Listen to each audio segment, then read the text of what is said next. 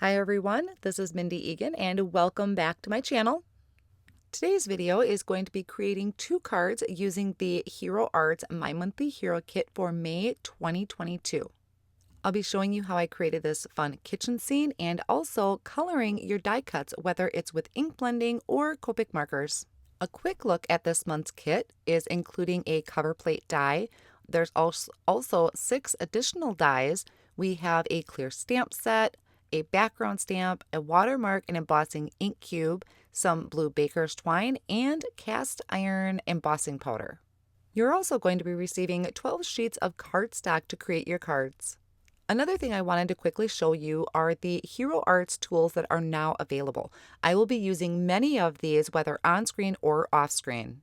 You know I love my trusty tweezers, and now I have a brand new sparkling black pair of tweezers that I absolutely love, and my blending brushes, of course, which I have all off on the side in the tool caddy.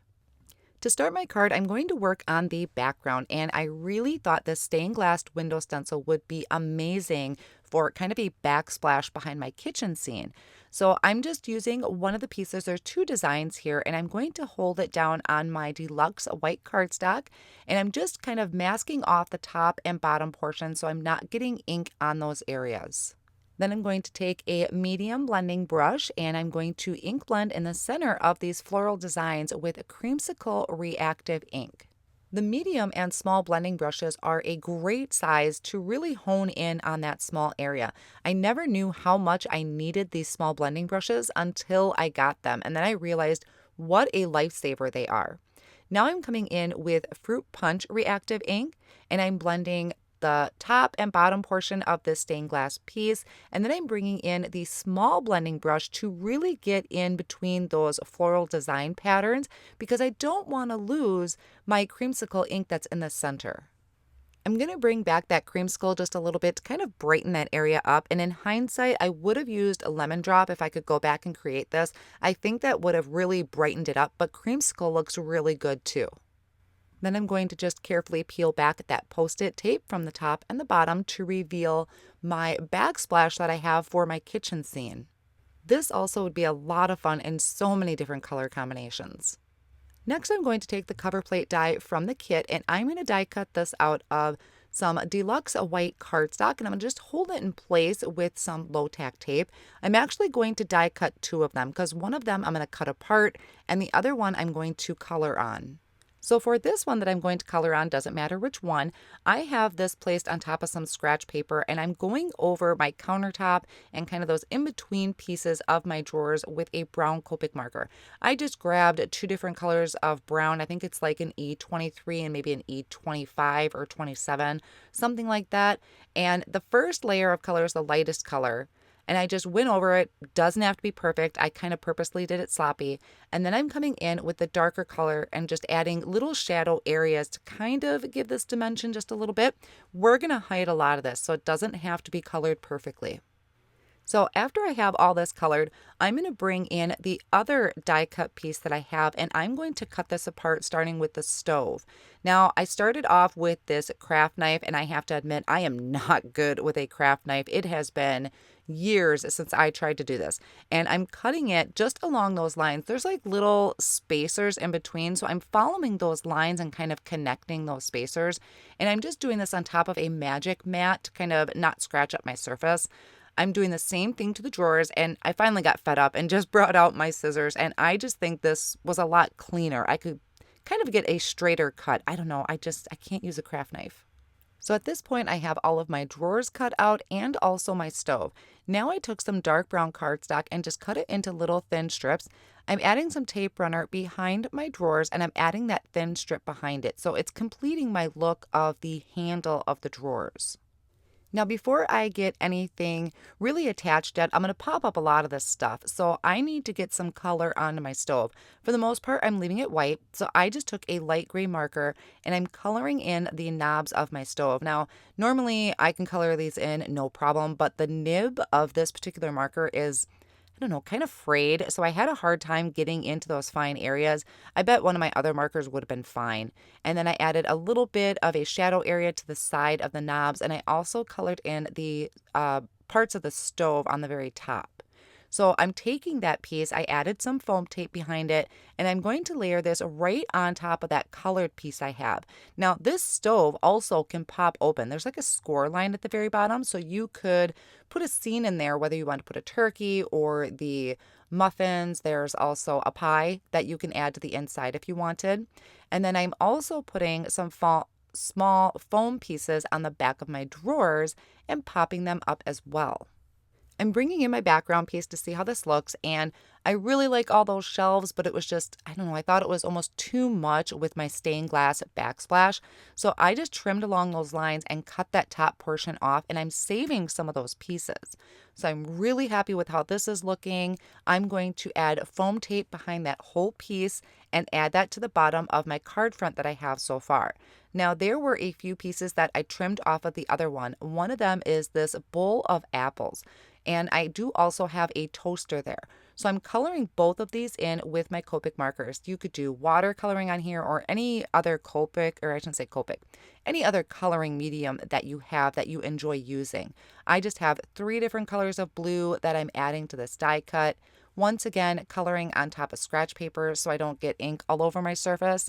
And for the apples, I'm doing them in green. I had done them in red, but it just didn't stand out enough with my kind of red and orange background. So I did a light green and then added some shadows with a dark green. I'm also going to color the toaster using a light gray marker and then just picking one of the sides and adding a bit of shadow to the right-hand side of the toaster. And then one last thing I wanted to color was this pie. Now this is one of these 6 additional dies that you're getting in the kit. And I love this pie probably because I can't bake pies. I am not much of a cook or baker in my house. So I love this little pie and once again just added some shadow areas to it. The apples and the toaster, I'm going to add just tape runner 2 and kind of tuck that down a little bit so it's sitting on my counter. And then for the pie, I'm going to add a couple thin pieces of foam tape behind it to pop it up. So it's going to be just kind of resting at the very tippy top of the stove.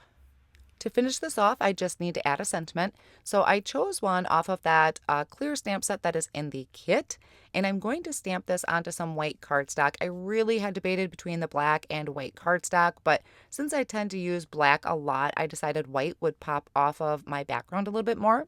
So I'm stamping this in the Intensified ink, and then I'm going to use my Infinity Rectangles die to die cut this out. I'm finding this quite handy to die cut out my sentiments. It just seems to fit everything that I need. After I run that through the die cut machine and cut that out, I added a bit of foam tape and I'm going to pop that up right in the center so it stands out real nice with my kind of red and orange background that I have. Now I did add a few other details to this. I added the sparkle clear lacquer pen to the center of the flowers, and then I took my white Jelly Roll pen and I added highlights to my die cut elements on my countertop, and then I'm also adding just little dots around that floral pattern. I don't know, sometimes I feel like that just really kind of amplifies the design without taking away from it. So that is my first card in the video featuring the kit. I do have 2 other cards on my blog that use the kit pretty exclusively, so be sure to head to my blog and check that out.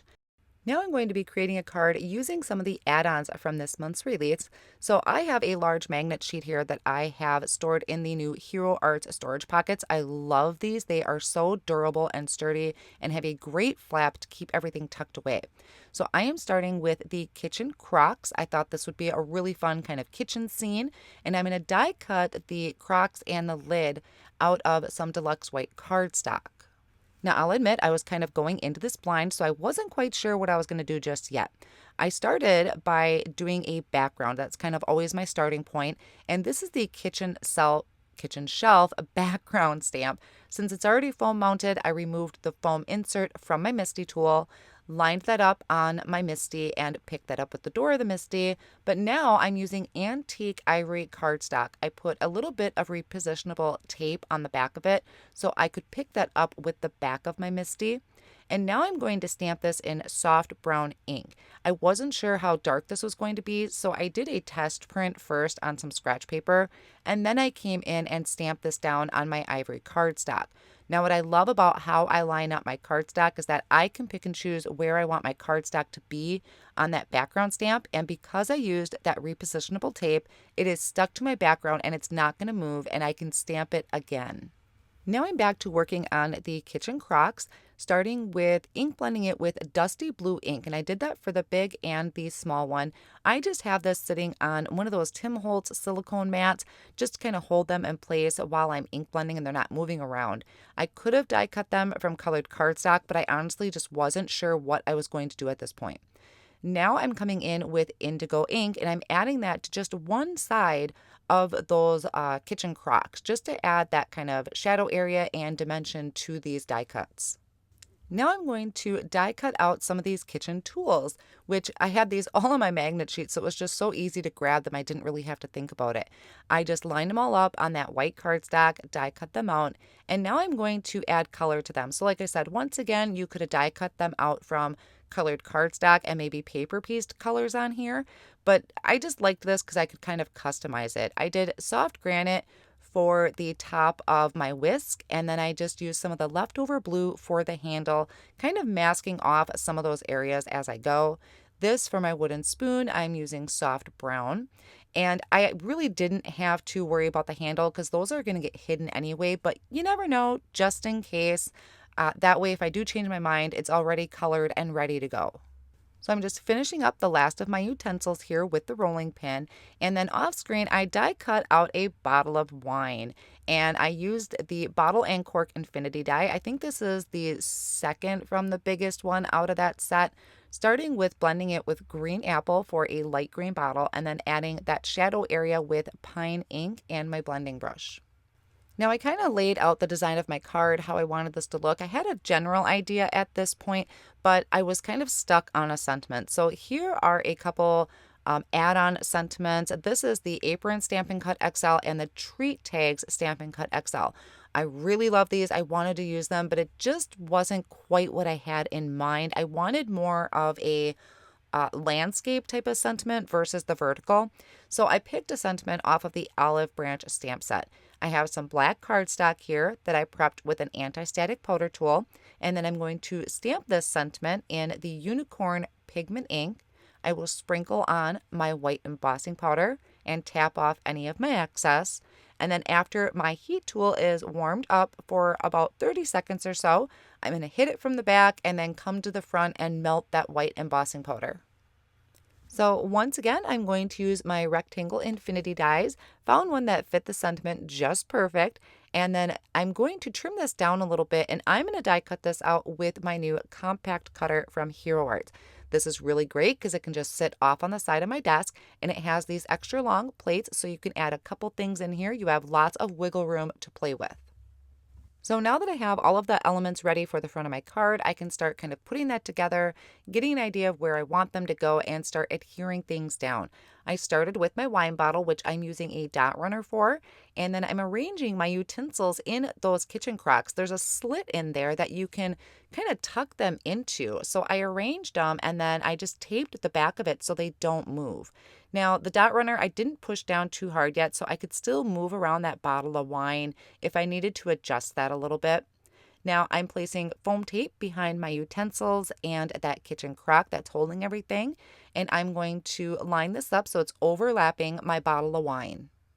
Then I can add my rolling pin down to the bottom with some foam tape and tape runner, and I took off that extra pot. I was going to add it, but I just thought it was almost too much blue at this point. So I'm only going to add the sentiment. So I added foam tape behind that as well. And then I could place that on the front of my card, kind of up on top of that top shelf.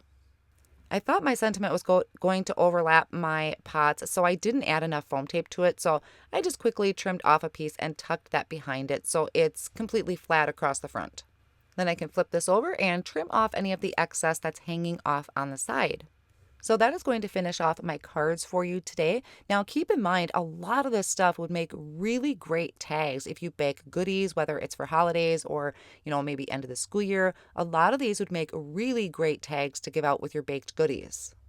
I also wanted to show you another card. This is one that I used for a countdown post a couple days ago, where I used the background stamp to create a brick background. And then another card I have featured is creating cupboards instead of the hood that goes above the stove, and then adding a stencil. So this one's a really kind of have a modern backsplash to it. I will have all of my supplies linked down below in the video description, along with a link to my blog. I would truly appreciate it if you gave this video a thumbs up if you enjoyed today's video, and to become a subscriber so you don't miss out on any future videos. Thanks so much for stopping by. Here are a few other videos I think you might enjoy.